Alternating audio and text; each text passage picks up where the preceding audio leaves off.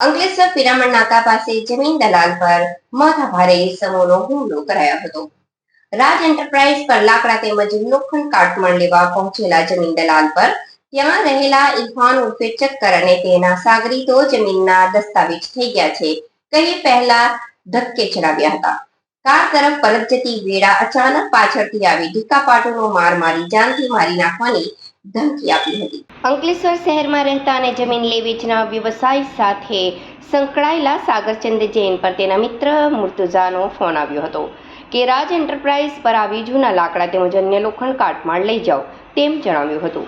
જે બાદ સાગર પોતાની ગાડી લઈ સ્થળ પર પહોંચતા ત્યાં ઇરફાન ઉર્ફે ચક્કર, સબીર શેખ અને અન્ય તેના સાગરીતો બેઠા હતા.